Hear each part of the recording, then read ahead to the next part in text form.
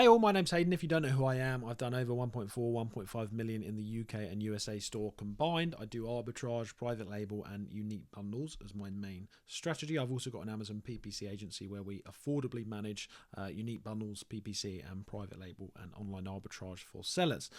In this video, I'm doing a Q&A. Okay, so I've got a Facebook group called Mr. Hayden Facebook group, completely free. Don't sell any academies or anything like that. It's completely free. You can join that if you want. I'll put a link for that below, or type in Mr. Hayden on Facebook for the Facebook group. And what I did the other day is I asked for a Q&A, questions and answers. Don't know why I said Q&A and questions and answers. I asked for a Q&A in the Facebook group, and a few people have asked me some questions. Just a couple have asked questions here that I think will be good to answer. So I'm going to dive into that. So the first one is from Ben Haxton. Hello, Ben. Thanks for leaving me the question. What are the first tasks you would hand over to a VA for sourcing bundles? Okay, so what Ben is wanting to do is clearly outsource creating bundles in his business. So let's dive into this, because look, I actually currently still source bundles myself for my business, and the reason that I do that is because it is the number one most important task in your business. The profit you're getting from your business from all of the bundles, if you do 100% bundles, which I do, in the UK I do 100% bundles, all of the profit we're making is from bundles. Okay, if people don't buy them bundles, if people don't think they're good, if I'm not beating the competition, then I am not going to succeed in this business. So it's really, really important that if you're going to outsource this task, you think about this very carefully. There's a reason that me, with my multiple income streams and have been doing this business for years, is still spending my time doing this. It's because it's really hard to outsource to a good level, right? Virtual assistants from the Philippines trying to do this stuff, I've tried it. It's not easy. The reason it's not easy is because people in the Philippines don't have the same products as down here. They don't have the same vision of what people want in the UK specifically, right? And if you're in the USA, they don't have the same vision of what people want in the USA as well, because it's different types of products. You've got to be really, really careful if you're outsourcing this stuff. With virtual assistants, it's more sort of like, I don't want to sound rude when I say this, but it's a little bit more robotic unless you've really highly trained them to a good level. It's the tasks I get them to do are kind of like, file this sales report on Amazon, for example, and they can do it because you're telling them what to do. As soon as you give them some sort of, not all, but most VAs, as soon as you give them some sort of creative spark, creative free roam, they end up really struggling because they much prefer to do a task, and that's exactly what it's got to be done. So the first thing is, have a serious think about, is it the right time for you to outsource this? Because competition is growing and growing and growing in the unique bundle space. I think it's very clear for everyone for that. And if you're putting out work that isn't really, really good and is really, really thought about, and that comes down to the keywords optimization, the pictures, like the Canva image creation, the title optimization, like the actual product, is the product executed really well, then you're going to get eaten up alive and you're going to wonder why your business isn't successful. Everything starts with your product. Your PPC is going to cost a fortune if your product isn't very good. Your sales are not going to be very good if your product isn't very good. I just got to really nail down this point, that make sure it's the right time for you to outsource this and be up for a big journey of outsourcing this, because I think that you need someone from the UK to create this. I just think that. I recently spoke to an agency that a good friend of mine owns, and they offered to do it for me. At this current stage, I wasn't willing to pay the money that they needed, because I think that it's a task that doesn't take me that long because I've been doing it for so long. But in the near future, I will have to outsource it to either an agency that is offering a fair price that could be cheaper than hiring a UK staff member, or you might need to take on a creative, very creative UK or USA staff member to do this. If you still want to do it, outsourcing it to a virtual assistant, and by the way, you can do for certain types of bundles that are like, what I was talking about is sort of more advanced bundle option 4s and 5s then. If you want to outsource bundle option 2s, bundle option 3s, you can do it to a virtual assistant, okay? And the first tasks I would hand over to them is the actual Canva image creation. I think if they can master that, then I would eventually have it at a stage where I'm giving them, the easiest way you can do this is for you to have a list of suppliers for your niche, to have a list of keywords for your niche, And then what you do is get them trained up on Canva as a first thing, so that you can just say to them, right, this week I want to launch 2 products in the, I don't know, dog bowl category. So you found success in that already.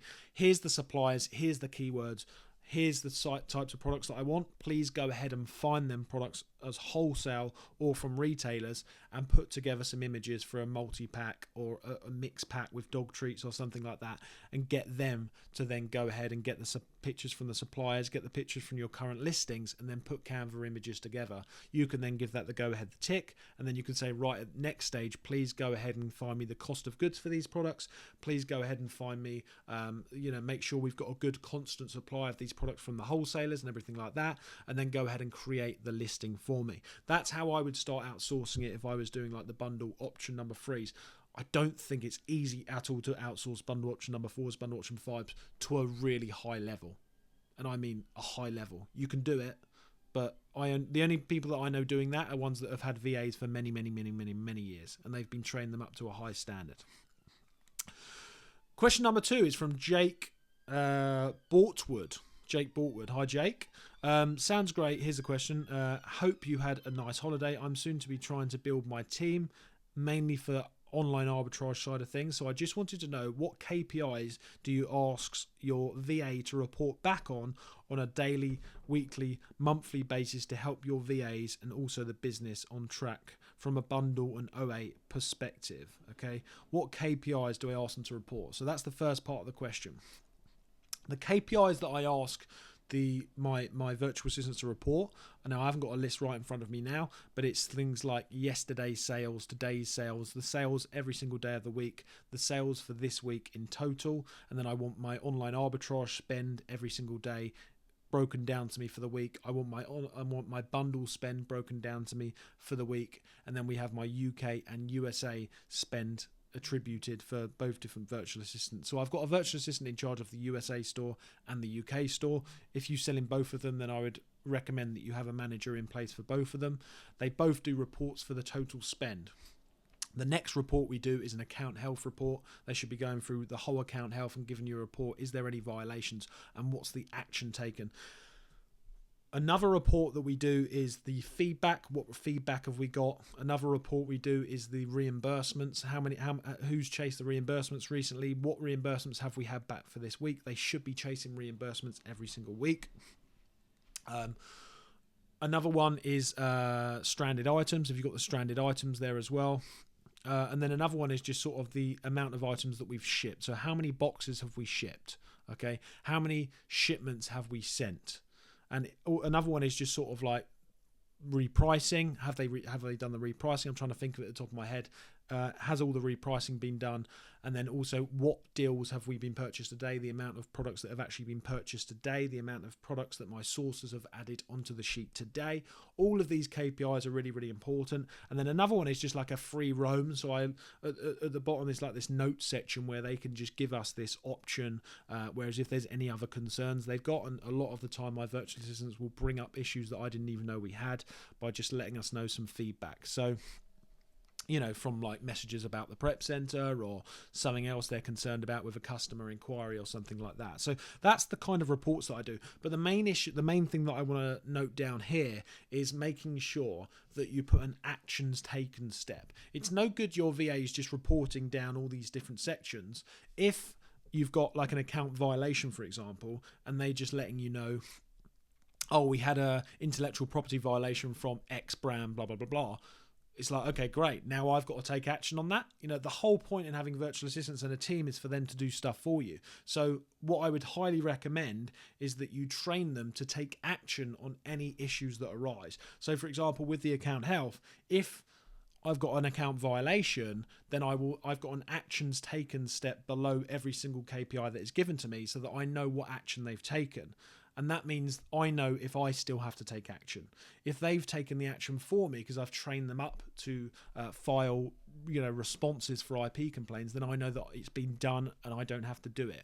If they leave that section blank about the action taken, then it means that I've then got to dive into the business and do some work in it rather than on it. And that's not really what I want to do. So you want like an actions taken for any issues that come up with, like, let's just say, Another issue could be spend is £400 when it should have been £800 plus, for example, in a day. The action taken step should be, oh, I've asked the sourcing team why. You know, they should be responding an action to help you get that spend back up and to figure out what the issue is. Why couldn't the sourcing team do it? The manager should be reaching out to the sourcing team. Look, do I do all this stuff perfectly all the time? Absolutely not. But this is what should be done. And this is what we aim for. The next part of the question is, how does this differ from the admin team as well as the sourcing teams? And what do you deem to be the most important info you take away from the reporting? So I think I just covered that actually. The reporting, the most important thing to take away from the reporting is everything running okay? And what actions do I need to take as the business owner? Have they taken the actions? And I also just mentioned there about the sourcing and the admin. You should be letting them work together. So I've actually got a WhatsApp group which has got the sourcing teams in it and it's got the admin teams in it and everyone's in it, so that I can just tag people in that group if I see an issue. A lot of the time I will just take it out. If the spend is too low and I can see it's reported as the spend every single day, then I will then tag my sourcing team and say, what's going on here, guys? And then usually they'll give me an explanation. Now, you could have your manager do that for you, but I just do it because, you know, I spend at least an hour each day just going through all this stuff anyway. So that's the two questions we've got here. Oh, sorry, we've got another one from Yanni, actually. Yanni said, what would you do if you started again? So if I started again on Amazon right now, I love this question because it changes periodically. Like, I've answered this question like in single YouTube videos 3 or 4 times, and I always change it because obviously my knowledge increases and my confidence increases, my resources increase, so things change. If I was to start again right now, I'm going to think about this because I don't want to give some bullshit answer. I actually want to answer this honestly. Right now, I would have definitely... I'll do the USA market big time from the start.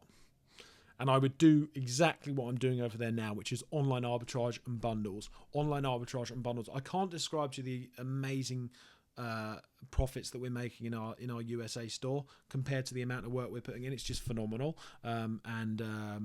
Yeah, I would definitely do that if I was starting again a lot harder.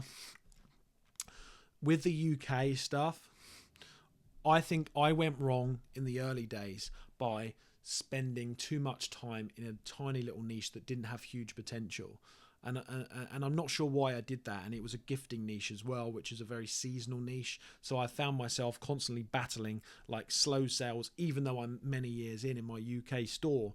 But when it's high, it's really high. Like, you know, this December, I'm hoping to do like 250 grand just in December alone, and like 70 grand net profit, maybe even more. Amazing. We did 40k net profit last December, on our dashboard on Sellerboard. But when it's slow, it could be really slow in the UK. So what I'm trying to do now is incorporate like some more like everyday products that just level that out, so it's not as slow. I've got friends that have been doing it for similar amount of time, maybe a couple of years more, but they're like way ahead in terms of multiple 7 figures in the UK store. Their profits might not be as high as me, but it's more of that consistency they've got of the sales every single day.